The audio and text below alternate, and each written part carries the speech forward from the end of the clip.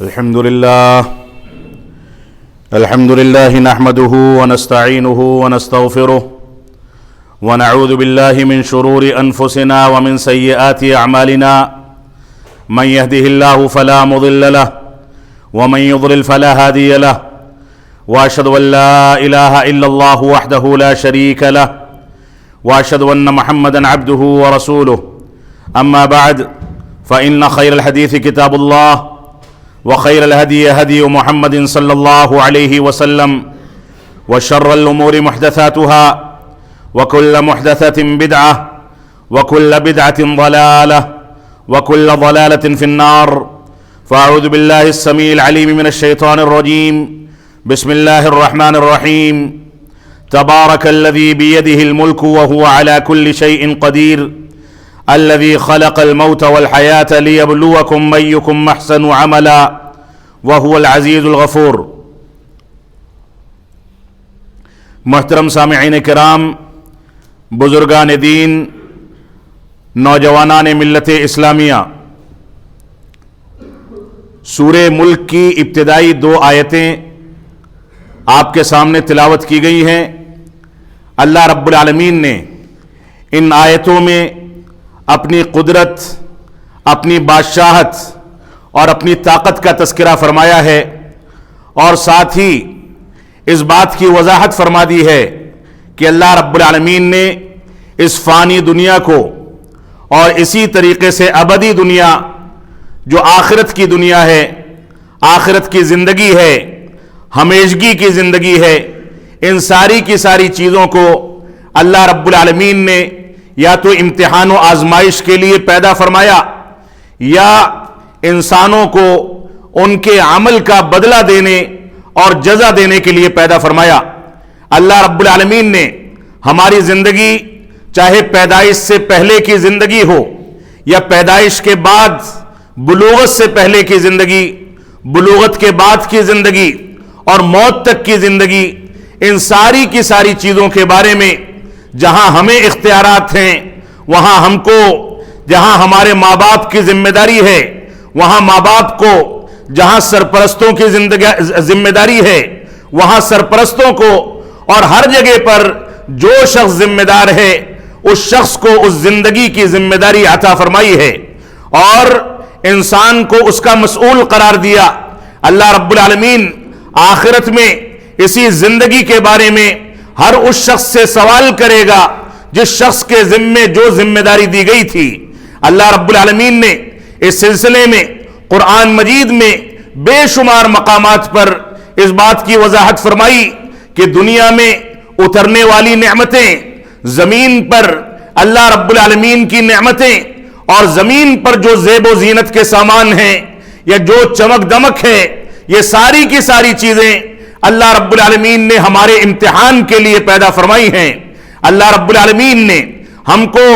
اس بات کا ذمہ دار قرار دیا کہ ہم دنیا میں ایسی زندگی گزاریں کہ ہمارے سامنے آخرت کی جواب دہی کا تصور ہو۔ دنیا میں اگر جنگلی زندگی، غیر مسلموں کے مانند زندگی، ایسی زندگی جس زندگی میں یہ سوچ لیا جائے کہ سب کچھ یہی ہے، اس کے بعد کچھ نہیں ہے،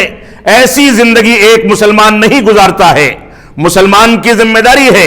کہ مسلمان اس دنیا میں جو کچھ کرے، جس انداز کی زندگی گزارے،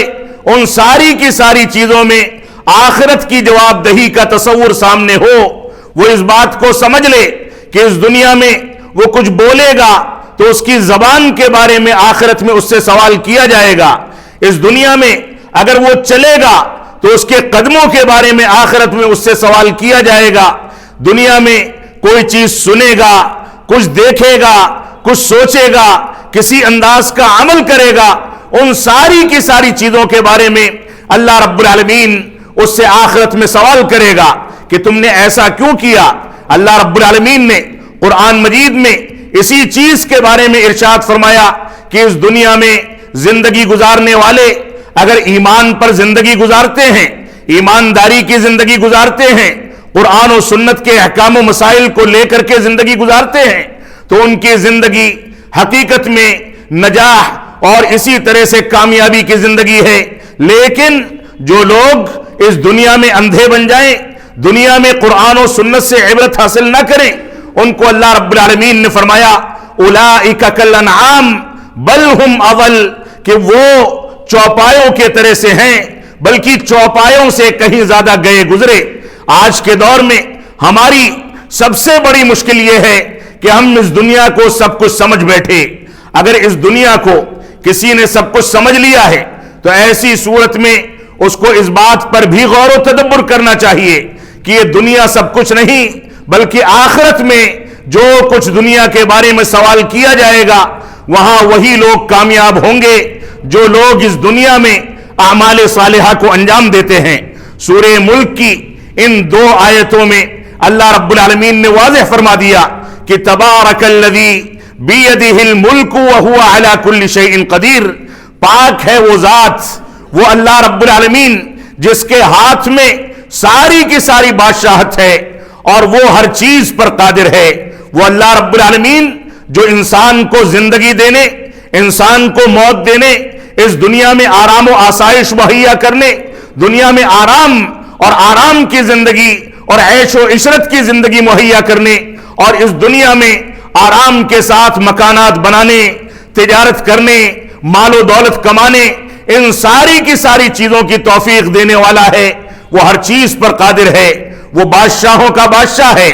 اللہ رب العالمین نے اپنے آپ کو یہاں پر دنیاوی زندگی میں بادشاہوں کا بادشاہ قرار دیا، اور دوسری آیت کریمہ میں اللہ رب العالمین ارشاد فرماتا ہے وَتُعِزُّ مَن تَشَاءُ وَتُذِلُّ مَن تَشَاءُ بِيَدِهِ الْخَيْرُ وَهُوَ عَلَى كُلِّ شَيْءٍ قَدِيرٌ، کہ اللہ رب العالمین جس کو چاہتا ہے عزت و وقار دیتا ہے، جس کو چاہتا ہے ذلیل و خوار کر دیتا ہے، اور اللہ رب العالمین ہر چیز پر قادر ہے۔ تو ان آیات میں اللہ رب العالمین نے واضح کر دیا کہ اس کے ہاتھ میں دنیا کی ساری بادشاہت ہے، دنیا کے بڑے سے بڑے عہدے رکھنے والے، بڑے سے بڑے مناصب پر قائم اور فائز رہنے والے، بڑے بڑے عہدوں پر فائز رہنے والے، مال و دولت کمانے والے، بڑی بڑی فیکٹریوں کے مالک، بڑی بڑی کمپنیوں کے مالک، ایسے ایسے افراد جن کے پاس مال و دولت کا سمندر ہے، پورے کے پورے ملک کی پالیسیاں چینج کر سکتے ہیں، ملکوں کو خرید سکتے ہیں، وہ سارے کے سارے اس دنیا میں اللہ رب العالمین کی قدرت کے آگے ہیچ ہیں۔ جب وہ چاہے، جس کو چاہے، جیسے چاہے تباہ و برباد کر سکتا ہے۔ اللہ رب العالمین کی قدرت اور اس کی بادشاہت کے آگے ہم سب بالکل کمزور، لاچار، بے یار و مددگار ہیں۔ انسان کو اپنی اس حقیقت کو سمجھنا چاہیے۔ اللہ رب العالمین نے فرمایا الذی خلق الموت والحیات لیبلوکم ایکم احسن عملا، اللہ رب العالمین نے اس دنیا میں موت کو اور زندگی کو اس وجہ سے پیدا فرمایا تاکہ وہ آزمائے، امتحان لے کہ تم میں سے بہتر عمل کرنے والا کون ہے۔ اللہ رب العالمین نے اس آیت میں اور دوسری آیات کریمہ میں اللہ رب العالمین نے موت کو مقدم کیا ہے، کیونکہ یہ دنیا فانی ہے۔ انسان کو عدم سے وجود دیا گیا، انسان کو ایک حقیر پانی کے ذریعے اس دنیا میں چلتا پھرتا، روتا ہنستا اور دوسروں کے ساتھ چلتا پھرتا، تجارت کرتا، دنیا میں کارنامے دکھاتا بنایا گیا۔ یہ اللہ رب العالمین کی قدرت ہے۔ اللہ رب العالمین نے اس انسان کو جس چیز سے پیدا کیا ہے، انسان کو اس حقیقت کو سمجھ کر کے اپنے اندر تواضع اور انکساری پیدا کرنی چاہیے۔ انسان کو سمجھنا چاہیے کہ اللہ رب العالمین نے اس کو ایک حقیر پانی کے ذریعے، اس کے ماں باپ کی شرمگاہوں کے ذریعے، ماں کی بچے دانی میں ٹھہرنے والے پانی اور اچھال پیدا کرنے والے پانی کے ذریعے پیدا فرمایا۔ جو پانی ماں کی بچے دانی میں ٹھہرا، اس کا خون کا لوتھڑا بنا، گوشت کا لوتھڑا بنا، اس کے اوپر ہڈیاں پہنائی گئی، اس کے اندر جان ڈالی گئی، اس کے اندر دھڑکن پیدا کی گئی، اور دیکھتے دیکھتے 9 مہینے کی مدت کے بعد وہ بچہ ماں کی گود بھرائی کے بعد ماں کے گود میں آ گیا۔ اب وہ بچہ جو زندگی میں اس دنیا میں پیدا کیا گیا وہ لاچار ہے، نہ بول سکتا ہے، نہ چل سکتا ہے، نہ کھانے پینے کے لیے ضد کر سکتا ہے۔ اللہ رب العالمین نے اس کو کمزور بنایا. یہ ساری کی ساری آزمائشیں، یہ سارے کے سارے مراحل پیدائش سے پہلے ماں باپ کی ذمہ داریاں ہیں جو اس دنیا کی آزمائشیں ہیں. دنیا میں اسلام نے، قرآن مجید اور سنت صحیحہ نے، اللہ رب العالمین اور رسول اکرم صلی اللہ علیہ وسلم نے ہم کو زندگی کے تمام مراحل کے بارے میں قواعد و ضوابط بنائے اور ساری کی ساری چیزیں واضح کر دی. یہاں تک فرمایا کہ انسان کس انداز کی رشتہ داریاں قائم کرے، یہ بھی واضح کر دیا. کون سی لڑکیاں اس کے خاندان کو سدھارنے والی ہیں، کس انداز کی بہویں تلاش کی جائیں، کیسی بیوی کا انتخاب کیا جائے، بچوں کی تربیت کیسے کی جائے. بچے بڑے ہو کر کے دنیا میں کتنی بھی ترقی کریں لیکن اللہ رب العالمین کو یاد رکھیں، اس کی توحید کو سمجھیں، اتباع رسول کے تقاضے کو سمجھیں. یہ ساری کی ساری آزمائشیں ہیں جو ہم سے مطلوب ہیں. ہم اس دنیا میں اس طریقے سے پیدا کیے گئے کہ ہمیں دنیا کے تمام مراحل میں، یہاں تک کہ ہم نہائیں یا دھوئیں، ہم استنجا یا قضاء حاجت کے لیے جائیں، ہم کھائیں پیئیں، سوئیں جاگیں، چلیں پھریں یا بیٹھیں، لین دین کریں، تجارت کریں، مال و متاع کی تبادلہ کریں اور جو بھی امور انجام دیں، تمام کی تمام چیزوں میں اسلام نے ہم کو ضابطے حیات بتایا ہے. اسلام نے واضح کر دیا، یہاں تک بتا دیا کہ انسان کیسے سوئے، سونے کے آداب کیا ہیں، انسان کیسے بیدار ہو، بیدار ہونے کے آداب کیا ہیں. انسان اگر قضاء حاجت یا استنجا کے لیے جائے تو وہاں پر داخل ہونے، وہاں سے نکلنے، وہاں بیٹھنے،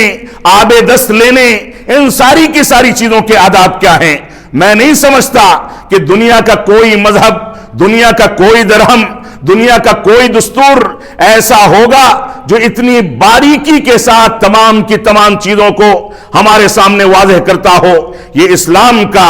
سب سے بڑا انعام ہے کہ مسلمانوں کے لیے ایک ایسی زندگی دی جو پاکیزہ زندگی ہے، ایسی زندگی عطا فرمائی، ایسے ضوابط بتائے کہ ان ضوابط کو اختیار کرنے کے بعد انسان نہ صرف انسان بنتا ہے، شریفانہ قدریں بھی اختیار کرتا ہے. انسان نہ صرف انسان بنتا ہے بلکہ صحت و تندرستی بھی اختیار کرتا ہے. انسان نہ صرف انسان بنتا ہے بلکہ ایسی زندگی، ایسا دستور حیات اختیار کرتا ہے کہ دنیا عش عش کرتی رہ جائے اور اس بات پر مجبور ہو جائے کہ یہ اس امتی، اس رسول کے امتی ہیں جس رسول نے اس دنیا کے اندر بھوکا اور پیاسا رہنا پسند کر لیا لیکن دین پر آنچ آ جائے اس کو یہ بات گوارا نہیں ہوئی. آج مسلمانوں کے اندر یہی تصور پیدا ہونا چاہیے. آپ دیکھ لیں انسانی زندگی کے بارے میں اسلام نے ہم کو کیا کیا احکامات دیے، اسلامی تربیت کے بارے میں، دنیا کے اندر کامیاب ہونے کے بارے میں، دنیا کے امتحان میں ایسی کامیابی حاصل کرنے کے بارے میں اسلام نے ہم کو کون سی ہدایات جاری کی ہیں. آپ اگر باریکی سے دیکھیں تو دیکھیں کہ رسول اکرم صلی اللہ علیہ وسلم نے فرمایا کہ یہ انسان جب شادی کرتا ہے، ایک عورت سے شادی کی جاتی ہے تو 4 اسباب ہوتے ہیں جن کی بنیادوں پر لڑکی کو منتخب کیا جاتا ہے، اس کو بیوی بنانے یا بہو بنانے کے قابل سمجھا جاتا ہے. وہ 4 اسباب یہ ہیں کہ وہ مال و دولت والی ہو، وہ خوبصورت ہو، وہ اسی طرح سے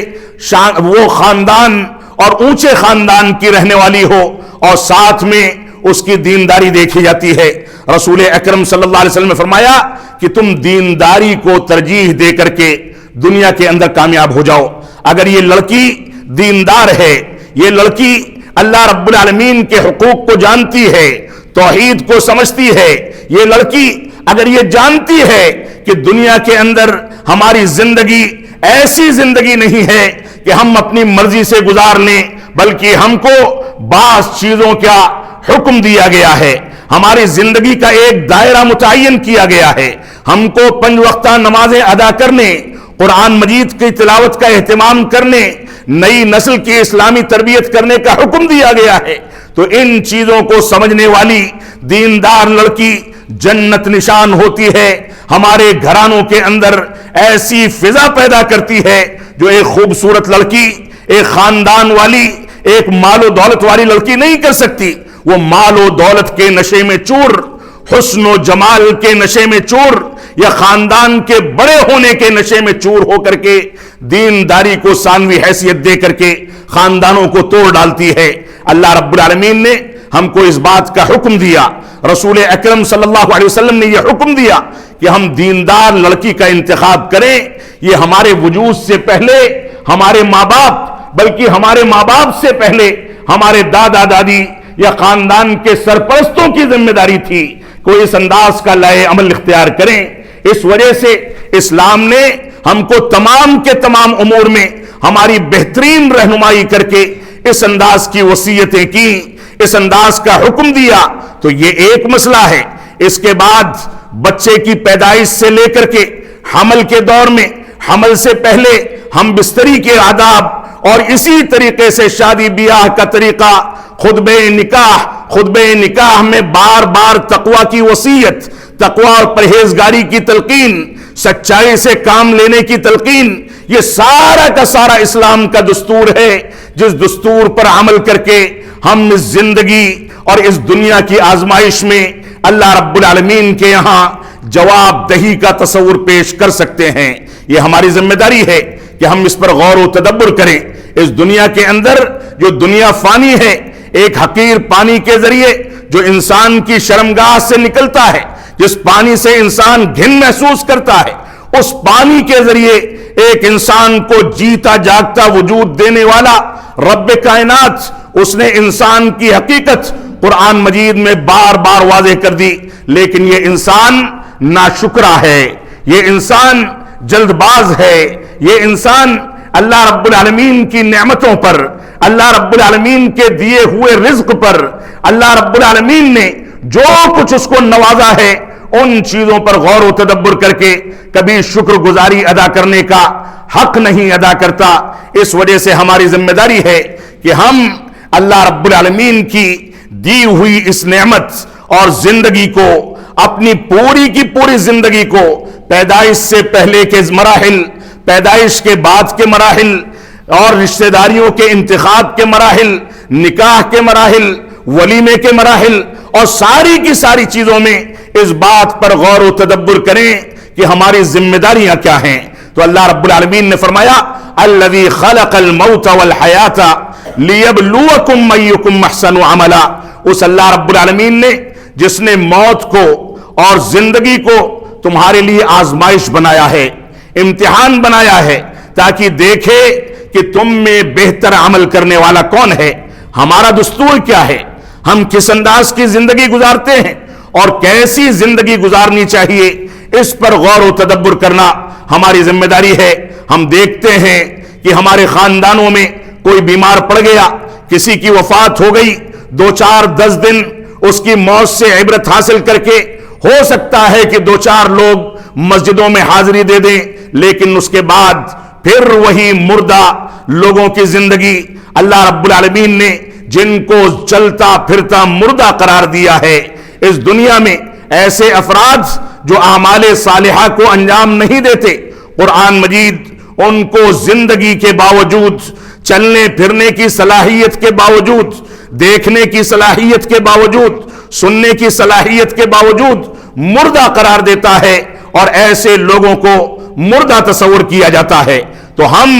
ایسی زندگی گزاریں جس زندگی کے ذریعے ایک انقلاب پیدا ہو سکے. وہ انقلاب کسی ملک کا انقلاب نہ ہو، بلکہ ہمارے دلوں کے اندر، ہمارے خاندانوں کے اندر، ہماری مسجدوں کے اندر، ہمارے مدرسوں کے اندر، ہمارے متعلقین کے اندر ایک ایسا انقلاب اٹھے کہ وہ نمازی بن جائیں، وہ قرآن و سنت کی پیروی کرنے لگیں، ان کے دل سے وہ زنگ نکل جائے جس زنگ کے ذریعے انسان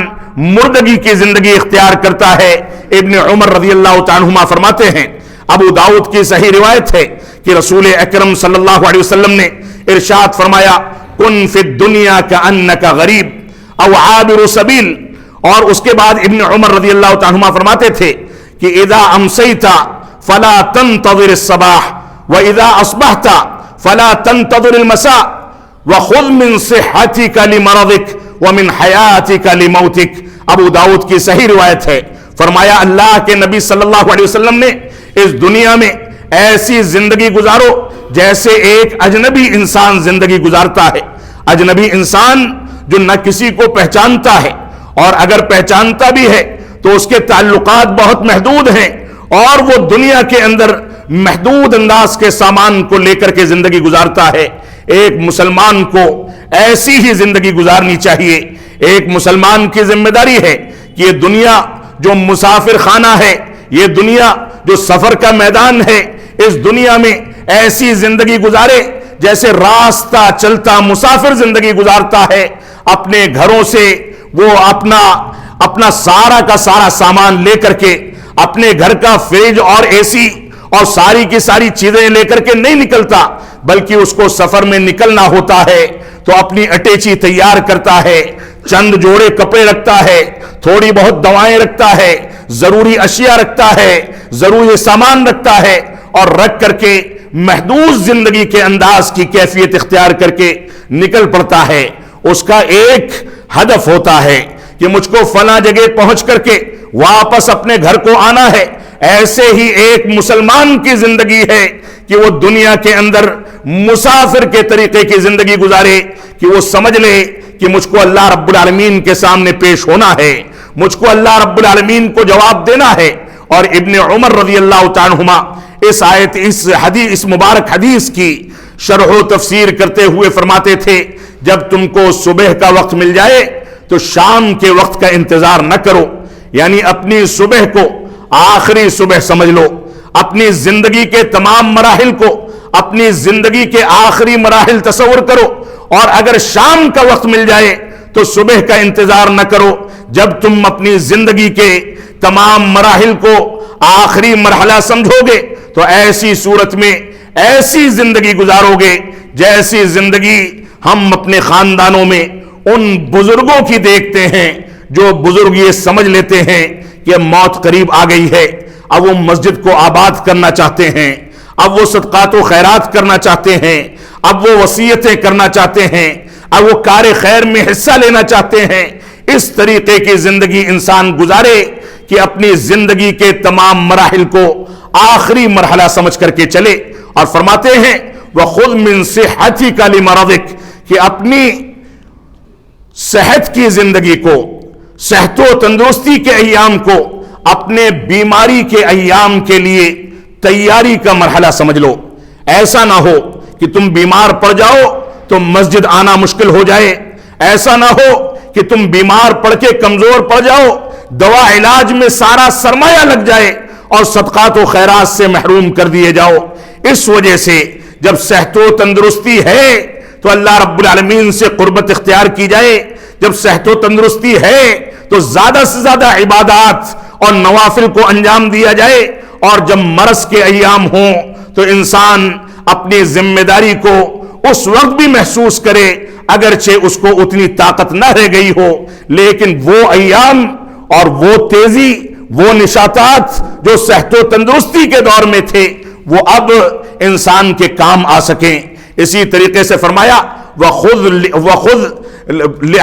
مِنْ حَيَاتِكَ لِمَوْتِكَ، اور اپنی زندگی سے اپنی موت کی تیاری کر لو. اس زندگی میں اپنی موت کے لیے تیاریاں کر لو. اس تصور کو سامنے رکھو کہ ایک دن اسی دنیا میں ہمارے بچے جو ہماری بیماریوں کو برداشت نہیں کر سکتے تھے، ہمارے بچے جو ہمارے کھانسی زکام کو برداشت نہیں کر سکتے تھے، وہ بچے اپنے کندھوں پر چارپائیاں اٹھا کر کے ہم کو لے جا کر کے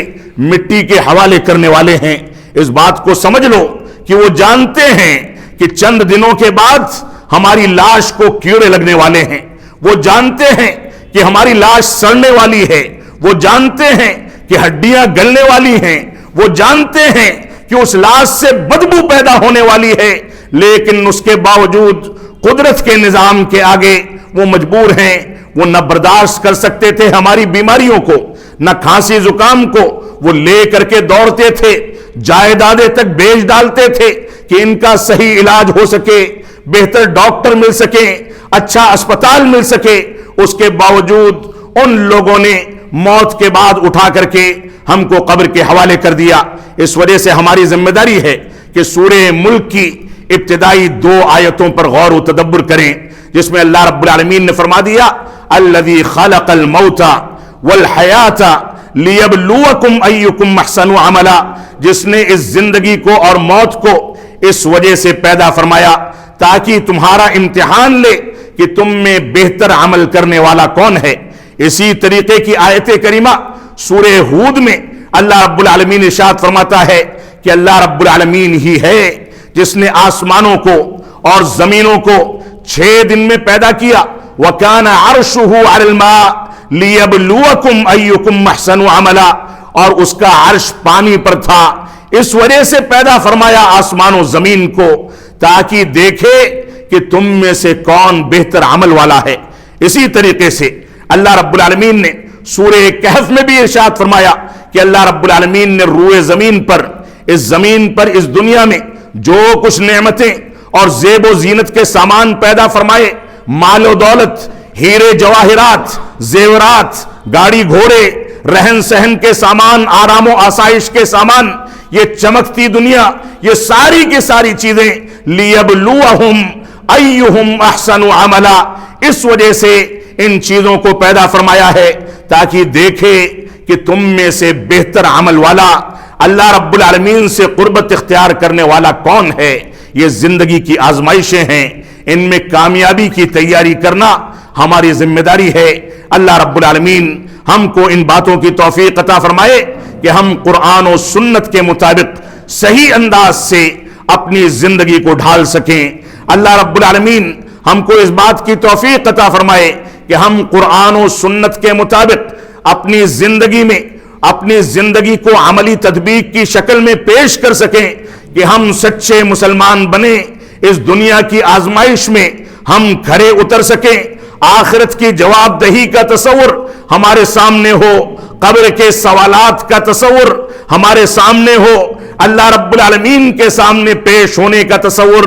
जहन्नम का अजाब और जन्नत की नेमतें, ये सारे के सारे तस्वुरात हमारे सामने हों, और उसी की बुनियाद पर